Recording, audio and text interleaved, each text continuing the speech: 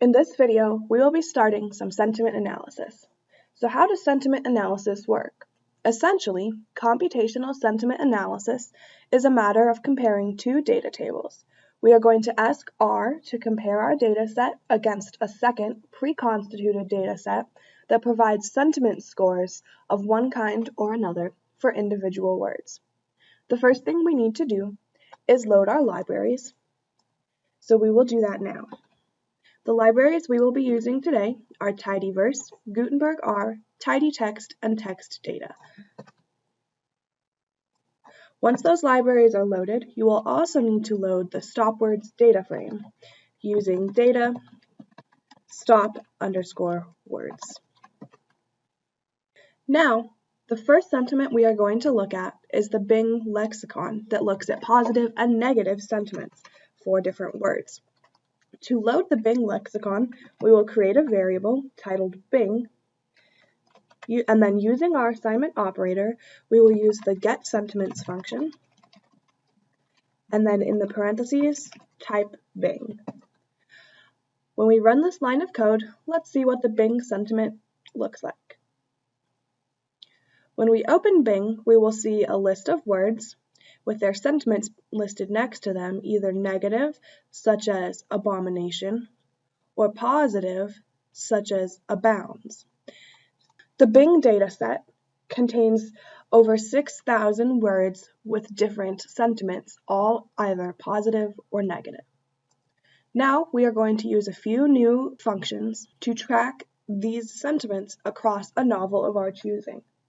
The first one we are going to use is indexing within the count function. Count tells you how R wants to group the data, and we are going to use the mutate function to index within that account. Then we will use inner join, which is the opposite of anti-join, which we have already used. Anti-join removes stopwords by comparing two data sets and removing any that overlap. Inner join, however, will compare two data sets and create a new object containing only the overlap. Then we are going to use the spread function to make data easier to read and access. Let's get started. The first step will be to download a novel from Project Gutenberg, and for this video we will again be using Frankenstein, so I will create my variable Frank, and then using my Gutenberg download, I will type in the number of the novel I want to use, and then I'm going to pipe that into something else. The next step will be to use the mutate function, and then we are going to mutate by adding the row numbers, line equals row number,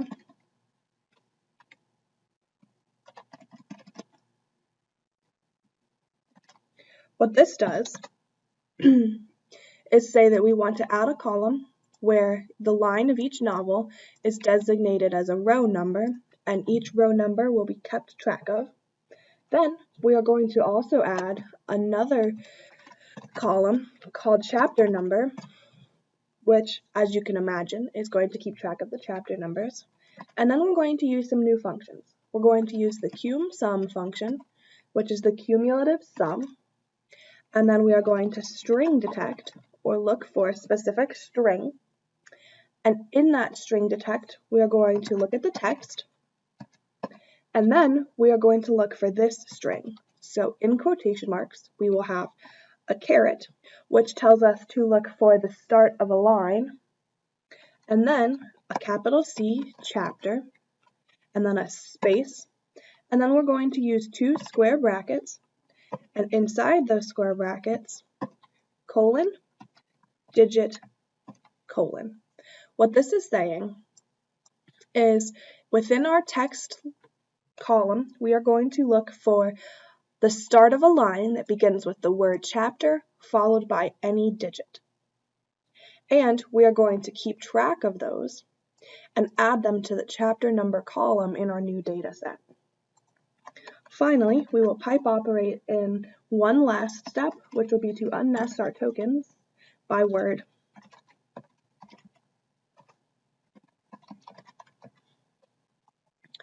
Let's run all of this code and see what we get. Now we have our variable Frank, and taking a look at it, we can see our words have been unnested like we want, and we can see our chapter number starts with 0, which means this is the prologue, and when we scroll down further,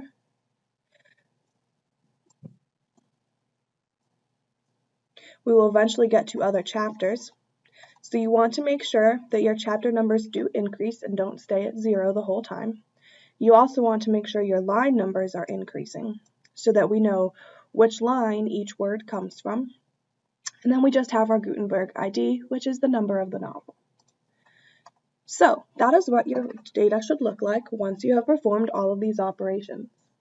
The next thing we are going to do is compare it to the Bing sentiments. So to start, we're going to create a new variable called Frank_chap for Frank chapters. And then we're going to take the Frank variable and we're going to inner join with Bing. So what this will do is compare Bing and Frank and keep only the things that are the same from both of these and put them into Frank chapter. Then we are also going to pipe operate in the count function, and doing so we will index, and then we will say we want to index by chapter number and sentiment. So you're going to index the chapter numbers and sentiments, so essentially you're counting up the number of sentiments, positive and negative, for each chapter. And then we're going to spread our sentiments apart, which just makes it easier to look at.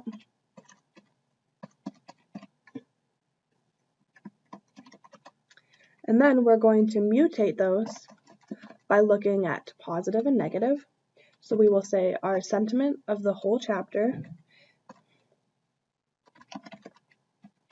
equals the positive sentiments minus the negative sentiments. So essentially, if you have more positive sentiment than negative, you'll get a positive number overall. And if you have more negative than positive, you'll get a negative number overall. And that will tell us the overall sentiment of each chapter. Now we can run all of this code and make sure it's working properly. Taking a look at Frank chapter, we have our index that starts at 0 and goes to 24, and we know that there are 24 chapters in Frankenstein, so that is correct. This index column is now in reference to our chapters. Then we see that we have 206 negative words, 281 positive words, and the overall total is 75. We can see for chapter 6, the overall total is negative 29, which means this chapter has more negative sentiment than positive. This is data that we could go on to graph in a chart to show chapter by chapter sentiment if we wanted to. The next thing we could do, if we wanted, is look at the overall sentiment of the entire novel. There are two different ways we can do this. The first way is to use the tally function, and in the tally function you will take Frank chapter,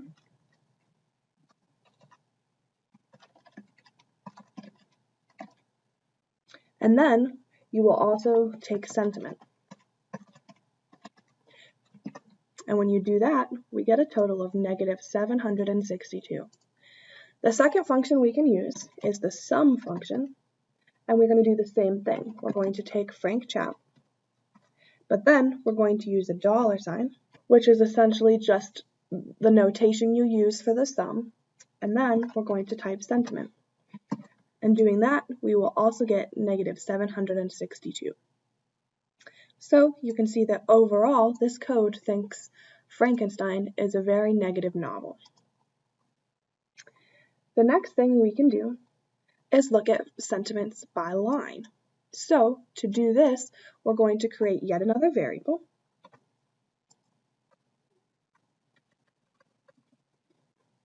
We're going to call that variable Frank_byline,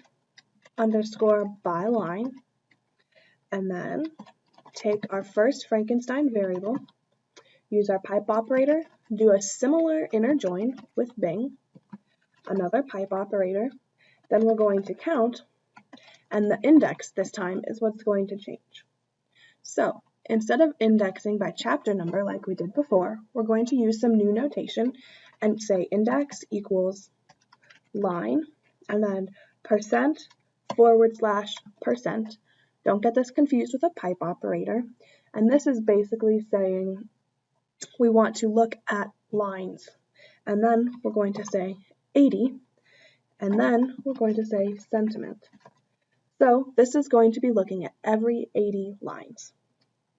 Then another pipe operator, do our spread function again by sentiment and n, and another pipe operator, and mutate those again so that we can see our data. Sentiment equals positive minus negative. So the code is almost the same except this count line where we changed what we want to index by to look at lines.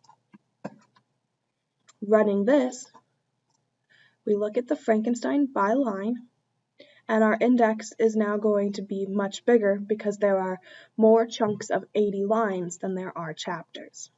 But essentially, it's the same similar data.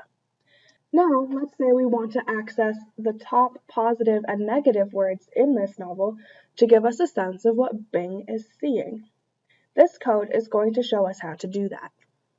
The first thing we want to do is create a word count for the novel that is interjoined with the Bing lexicon. So we're going to create a variable called Frank counts using the Frank variable that we originally started with.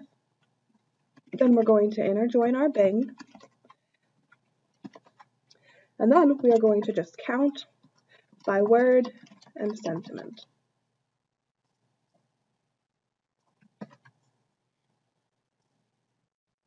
Doing so gives us words, what sentiment they are, and how many times they appear in the novel. Then, the next step we will take is to create a top word list using the group by and mutate functions. So we will create a Frank underscore top words using our Frank counts variable this time. And then piped into that will be the group by function, and we want to group by sentiment, so we're going to separate out positive and negative. Then we want to say top underscore n, which will give us the top number of words, and we want our n to be 15. So we will find the top 15 positive, the top 15 negative words. Then we want to ungroup. Then we will use the mutate function to reorder our data a little bit. So we will type word equals reorder word comma n. And when we run this data, we will get our top words. There should be 30 because we had 15 positive and 15 negative, and we should have the top 15 of both of those. In the next video, we will talk about another option for sentiment analysis using other lexicons different from Bing.